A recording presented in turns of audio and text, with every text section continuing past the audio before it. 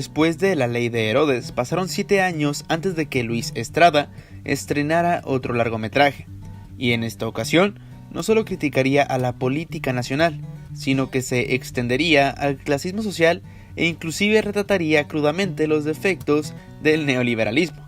Pero vayamos punto por punto. Como ya saben, esta es la segunda parte de la tetralogía de Estrada, y usualmente es la más olvidada por alguna razón. La historia es simple al principio, pero se va complicando conforme se entra de lleno en la historia. Y debo decir que su final se maneja con una crudeza severa y refleja una vez más otro de los aspectos más característicos de la sociedad mexicana, que se resume en una línea de la película: más vale vivir un día como rico que una vida de pobre. Oye, compadres, se los dije, más vale un día como ricos que una vida de pobres. Un mundo maravilloso nos cuenta la historia de Juan Pérez, un hombre que vive en la pobreza y que tiene una calidad de vida pésima. Un día decide colarse en un edificio solamente para poder dormir sin mojarse por la lluvia, pero termina en una posición bastante peculiar que desencadena una serie de eventos desafortunados. Pero en el planteamiento de la cinta hay bastantes simbolismos y situaciones que son muy interesantes. El filme inicia con la presentación de una historia de ficción en forma de un libro de historias. El filme supuestamente está ambientado en el futuro, uno no muy lejano. Pero si tomamos en cuenta que la película se estrenó en el año 2006 y que estamos en 2020, bueno, digamos que los factores como la marcada desigualdad social no han desaparecido. Cuando conocemos a Juan, lo vemos mirar a una familia y anhelar una casa para poder estar como ellos, refugiados y calientitos, en sus propias palabras. Más tarde se dirige a una parada de autobús y el simbolismo aquí no es nada sutil. Vemos como un grupo de personas que representan a la sociedad lo ven y consideran que es un desperdicio. Solo lo hacen a un lado porque al parecer no está a su nivel. Esto en el contraste de que Juan es un vago y ellos son personas trabajadoras. Y cuando éste encuentra lo que parece una banca vacía, bueno, a la mala descubre que estaba vacía por una buena razón. Como casi siempre le pasa a la gente desesperada por salir de las crisis y terminan cayendo en problemas aún más grandes. Por último, Pérez va hacia una iglesia, que se supone es un lugar para aceptar a todos sin excepción de personas, ya que, como más tarde se dice en la película, cuando uno de los cuates de Pérez recita a la Biblia, de los pobres será el reino de los cielos. Pero parece que el sacerdote de turno está más preocupado por la imagen que le da a la sociedad que por realmente ser fiel a sus principios religiosos y morales. Pero eso se complementa con otra escena del final que mencionaré más adelante. Es por ello que Juan termina en el World Financial Center, sin ser consciente de que su búsqueda por encontrar un lugar donde dormir terminará provocando una crisis política y económica. Ahora bien, antes de seguir, me gusta el detalle del nombre de nuestro personaje principal, Juan Pérez, que es como decir en México, fulano de tal. Juan Pérez puede ser cualquier mexicano, representa al proletariado y a los que conforman esta clase social, adoctrinada por un sistema de políticas neoliberales que presume progreso, pero que solo siguen haciendo lo mismo. Debo mencionar que antes de que nos presenten a Juan, la cinta nos presenta a otro personaje bastante importante en esta historia, el ministro de la Secretaría de Economía Nacional, en un evento llamado Conferencia Mundial contra la Pobreza. Este personaje tiene un discurso en el que alaba la economía del país y lo presenta como un ejemplo para otros países en desarrollo. Y lo cito cuando dice que México es un país con una estabilidad financiera destacable y justicia social que ha terminado con la pobreza. La cumbre de la ironía llega cuando el ministro dice que ni siquiera un hombre en el país no tiene techo ni trabajo, cuando lo siguiente que vemos es a Juan Pérez buscando un lugar donde dormir, lo que obviamente refleja la realidad de México, en contraste de lo que la política dice del país al mundo. Otro detalle que encuentro sumamente curioso es el reparto de esta película, ya que si recuerdan a La Ley de Herodes, Estrada se ha repetido a casi todos los actores, inclusive en pequeños cameos. Y en una escena cuando el personaje de Damián Alcázar es entrevistado en la Secretaría de Economía y se le pregunta por sus apodos, él dice bastantes, pero entre estos menciona Varguitas, una sutil referencia a su personaje en La Ley de Herodes. El compadre, el Tutti Frutti, el Come Cuando Hay, el Aquiles Baeza, el Movidas, el Tintán, Pepe el Toro, el Varguitas. Pero la gran mayoría me conoce nada más por el pinche Pérez. Siguiendo con la historia de la cinta, otro de los aspectos que es importante en la misma se representa en forma del periódico, que al mismo tiempo es un símbolo de los medios de comunicación y también de sus métodos amarillistas para venderse a todo costo.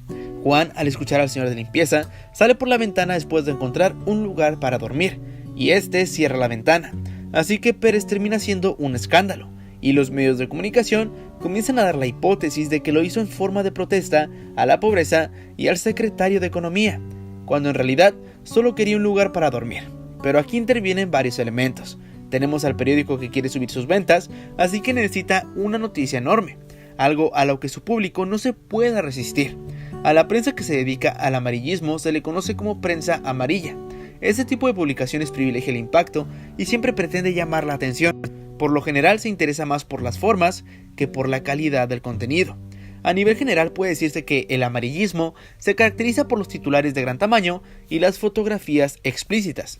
El lenguaje suele ser informal o inclusive vulgar, incluyendo muchas veces opiniones o juicios de valor que generan polémica. De esta manera, Estrada también refleja de forma satírica al periodismo y a cómo se manipula la información para su propio beneficio. Porque si algo queda claro, es que tanto al periódico como al ministro les importaba solamente aprovecharse de la situación a como diera lugar. Un dicho famoso entre políticos es: nunca desperdicies una buena crisis, y México es una prueba de ello.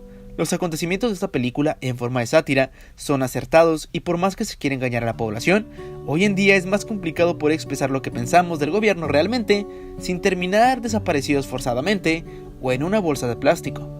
Y hago mención de este famoso dicho porque es lo que el ministro hace. Toma a Juan Pérez, lo soborna primero y después le compra una casa y un carro para que no hable.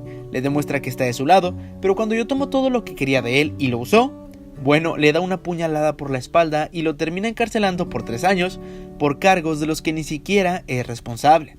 Una de mis escenas favoritas es cuando el ministro le pregunta a su sirvienta Mari por qué cree que ella y su familia son pobres, y ella responde de una manera realmente sincera.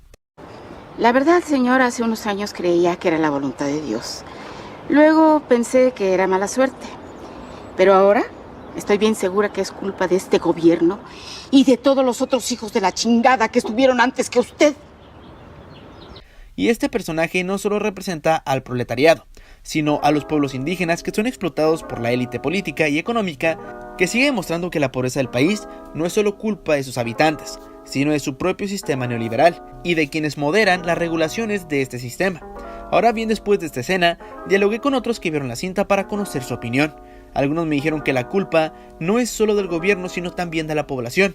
Otros me dijeron que la mediocridad de los mexicanos radica en su naturalidad del conformismo. Pero al escuchar diversos puntos de vista, llegué a una pregunta bastante inquietante. ¿El pueblo de México está condenado a la pobreza? Es fácil juzgar la ignorancia de las personas, ya que en México la pobreza y el analfabetismo van de la mano. Pero quiero justificar mi punto con información real. Según el Coneval, el 41.9% de la población mexicana vive en condición de pobreza. Eso quiere decir que son 54.4 millones de mexicanos los que trabajan por un salario mínimo que ni siquiera es suficiente para suplir las necesidades básicas. Son 52.4 millones de mexicanos que no viven en una vivienda adecuada, tienen una mala alimentación y una educación insuficiente y deficiente. Cuentan con un acceso parcial o nulo a servicios de salud y no tienen un empleo formal con derechos laborales respetados. Con estos datos, se busca remarcar que la forma en que se mide la pobreza en México no es a partir de un simple estado de la economía o del bolsillo de los mexicanos, sino que en nuestro país se mide de manera multidimensional, es decir, volteando a ver otros factores más allá del ingreso de las personas, como el rezago educativo, el acceso a la alimentación, así como los servicios de salud y los de seguridad social. Asimismo, la pobreza de muchísimos mexicanos está en que no reconocen la importancia de educarse en vez de ver televisión abierta a basura, ni entender que leer un buen libro tiene mucho más valor que una porquería de telenovela o algún partido de fútbol. No alcanzamos a distinguir esa diferencia, y es por ello que es tan fácil para los medios de comunicación manipular a las masas, que es un tema que Luis Estrada constantemente retrataría en La dictadura perfecta.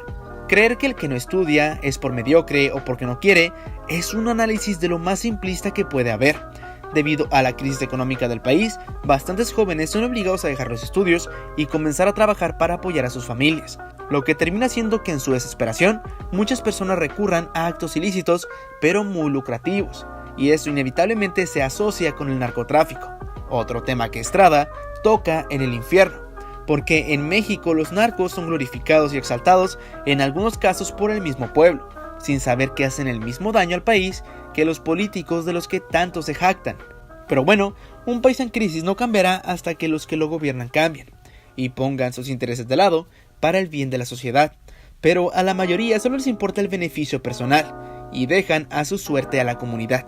Y el ejemplo más grande de esto en la película es el ministro, quien solo usó toda la polémica para abrirse camino al Banco Mundial. Al principio buscaba acabar con la pobreza, pero después se le hizo más sencillo acabar con los pobres. Es que esa es la solución. ¿Cuál, doctor? Que en lugar de tratar de acabar con la pobreza, hay que acabar con los pobres. Después de que Juan Pérez sale de la cárcel, todo se deteriora. México se volvió una utopía donde los pobres son tratados como criminales y donde los verdaderos criminales son tratados como reyes. La cinta finaliza con Juan y sus amigos matando a una familia para estar dentro de su casa, la misma familia del principio de la cinta. Y lo más irónico es que después de que salió de la cárcel, estas personas fueron las únicas que ayudaron a Pérez, actuando en sus palabras conforme a la voluntad de Dios.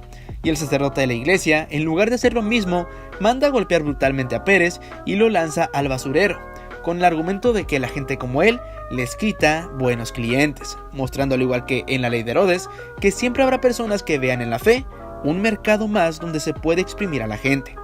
Lo merecía el hijo de la chingada. Por gente como él es que cada vez tenemos menos clientela. Por otro lado, la familia demostró compasión hacia Juan y después los mataron, lo que demuestra también la cultura del mexicano y cómo estamos acostumbrados a buscar nuestros beneficios, inclusive si esto significa perjudicar a terceros, demostrando que nos podemos jactar de los que controlan al país, pero que nosotros a veces mostramos conductas similares.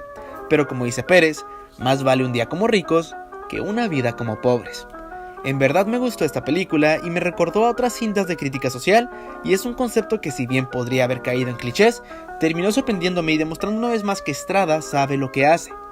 Por último, un detalle que me tomó por sorpresa fue que el ministro de Economía era nieto de Porfirio Díaz, ya que le hice abuelo a una pintura del expresidente que está en su pared, y eso también alude al porfiriato y a la industrialización que trajo Díaz a costo de desigualdad social, e inclusive una revolución. Después de esta película pasaron 4 años para que Estrada estrenara su próximo largometraje, El Infierno, un filme que fue censurado y que al gobierno no le gustó la forma en la que se representaba al país. Y lo irónico es que lo que se mira en esta película es más realista que la basura de novelas y películas de pésima calidad que nos quieren presentar en televisión y cine. Pero de esa película hablaremos en el próximo video de este especial. Si quieren recomendarme alguna película para hacer un análisis o recomendarme alguna cinta o serie para hablar de ella, les recomiendo seguirme en mi cuenta de Instagram y mandarme mensaje. Un gran saludo para todos los que han apoyado al canal y seguido esta serie de videos. Yo me despido, mi nombre es Isby Adoniram y nos vemos en el próximo video.